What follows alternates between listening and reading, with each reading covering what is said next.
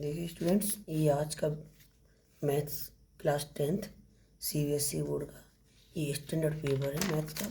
बहुत easy paper आया है।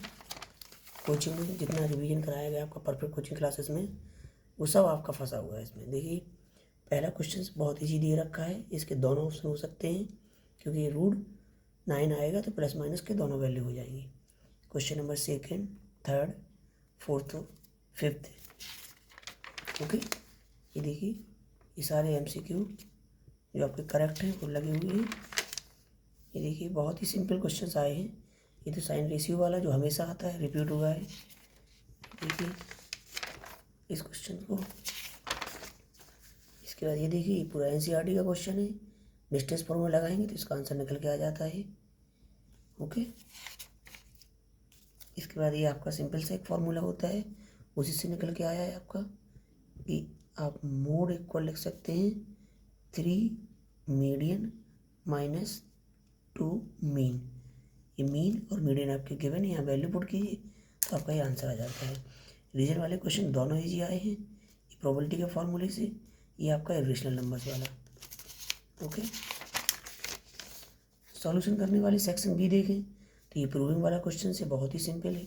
इसको आप सॉल्व के डिटेल्स में देखने के लिए इसके आप डिटेल्स वीडियो बनाएंगे तो आप देख लीजिएगा। ओके, ये देखिए आप इसको भी कर सकते हैं, इसको ये प्रूविंग वाला बहुत क्वेश्चन, इसका विश्लेषण कर सकते हैं। इसमें आप वैल्यू पुट करिए, -29/4 आंसर आ जाता है। ये रूट पिछली बार √3 आया था, इस बार √5। इसलिए नंबर प्रूफ करने के लिए बहुत ही चाहिए। इसमें से आप SCF निकालिए, इन दोनों का जो SCF आए इसके इक्वल कर दीजिए तो आपकी M की वैल्यू आ जाती है -19। ओके, ये हर बार की तरह इस बार भी रिपीट हुआ है। एलसीएम लेंगे आप, अल्फा स्क्वायर, ये बीटा स्क्वायर आ जाएगा। यहाँ पर इसका फॉर्मूला ओपन किया तो इसका आंसर आ जाता है -178/25। इसके बाद सेक्शन C स्टार्ट हो जाता है। बहुत ही इसमें आप ये लगा सकते हैं, जैसे इसमें दिया हुआ है conditions, Veer score 6 more than twice the many. हम वीर को V ले रहे हैं और यहाँ पर केविन को K ले रहे हैं। इससे एक इक्वेशन जी बन गया, एक इक्वेशन जी बन गया। इन दोनों इक्वेशन को आप सॉल्व करेंगे तो ये आपका जो केविन है वो आपका 10 आया और वीर की वैल्यू 26 आ रही है। या फिर आप ये ग्राफिकली बहुत ही सिंपल पूछा गया 3 नंबर में, y की वैल्यू वहाँ पर पुट कर दीजिए तो आपकी x की वैल्यू निकल आएगी। x के जो पॉइंट आ रहे हैं इंटरसेक्टिंग पॉइंट 4,2, ये इसका सॉल्यूशन आ गया। बाकी इसका ग्राफ बना लीजिएगा। ये देखिए अब बच्चों को संडे को ही कहा था कि 100% आएगा, देखिए 100% आया है। 120 को आप इसको ट्रायंगल्स में डिवाइड करके साइन कॉस की ट्रिग्नोमेट्रिक तरीके से इसको आप सॉल्व कर सकते हैं।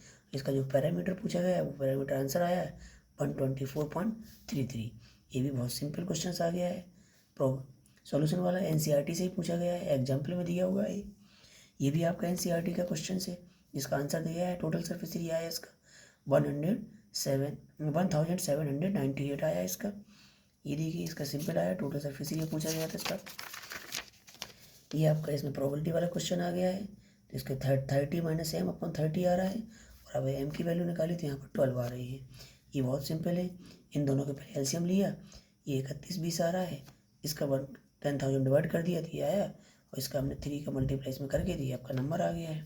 ये बहुत ही सिंपल क्वेश्चन है, 3rd चैप्टर से आप इसको बना कर सकते हैं। ये भी सिंपल है। इस डायग्राम से पूछा गया है तो ये पूछा गया है क्या बन रहा है, तो ये ट्रेपीजियम बन रहा है।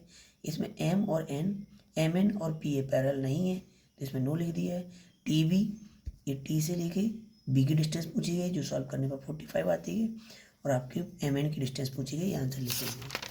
ओके, इसके बाद देखिए ये हाइट एंड डिस्टेंस का बहुत ईजी क्वेश्चन आया है। इसको आप डिटेल्स वीडियो देखने के लिए आप परफेक्ट कोचिंग क्लासेस का चैनल को देखें। नेक्स्ट टाइम इसका डिटेल्स वीडियो बना देंगे तो आप उसमें समझ लीजिएगा। इसमें P और Q, आप X और Y के फॉर्म में लिखा रहता है, यहाँ P और Q लिख दिया है। किसी किसी सेट में XY लिखा है तो यहाँ P की वैल्यू 5 और Q की वैल्यू 7 आ रहा है। बहुत ही सिंपल क्वेश्चन है मीडियन का। या फिर आप ये कर सकते थे मीन और मोड निकालने के लिए, तो इस क्वेश्चन का जो मीन आ रहा है वो 52.41 और ये मोड आ रहा है 51.43। ये बहुत ही सिंपल क्वेश्चन पूछा गया केस स्टडी। तीनों सिंपल क्वेश्चन आए हैं केस स्टडी की, ये देख लीजिएगा, इसको सॉल्व कर लीजिएगा। इसको आप प्रूविंग वाला क्वेश्चन से, ये भी आपका प्रूविंग वाला क्वेश्चन से, इसको आप करके ये सॉल्व कर सकते हैं। ये आपका चैप्टर नंबर आपका AP से पूछा गया है। इसमें आपका फर्स्ट टर्म पूछा गया है और कॉमन डिफरेंस पूछा गया है। तो देखिए 4 है, फिर 8 है, फिर 12, इससे आपकी AP बन जाएगी। तो फर्स्ट टर्म आपका 4 आ रहा है, कॉमन डिफरेंस इसमें 4 आ रहा है, D की वैल्यू। इसमें nth टर्म पूछा गया तो nth टर्म का फॉर्मूला लगा दीजिए, E N equal A plus A N का फॉर्मूला लगाना, A N equal A plus N minus 1/d से आप सॉल्व करेंगे तो आपका ए एन टर्म 4n आ जाएगा। इसमें नंबर ऑफ टर्म पूछा है तो 55 है, या फिर आप ये कर सकते हैं तो इसका नंबर ऑफ टर्म पूछा गया तो इसमें 25 है। ओके, ये आपका एक चैप्टर नंबर 7 से पूछा गया है, डिस्टेंस फार्मूला वाले क्वेश्चन से। तो इसमें आपका ये आंसर आ, इसका रेशियो पूछा गया है 1:1।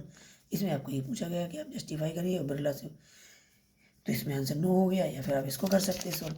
इस तरह से आपका ये कंप्लीट हो जाता है। आप चाहें तो देखिए ये आपका सेट 1 है स्टैंडर्ड वाला, आपका अगला बेसिक का आएगा, हम इसके सारे की वीडियो बना देंगे तो ये सेट 1 हो जाएगा इसका। सेट 2 स्टैंडर्ड वाला, ये सेट 3। इन सभी के सॉल्यूशंस के लिए आप परफेक्ट कोचिंग क्लासेस के चैनल को देखते रहिएगा, आपको इसके सारे सॉल्यूशन मिल जाएंगे। Okay students, thank you.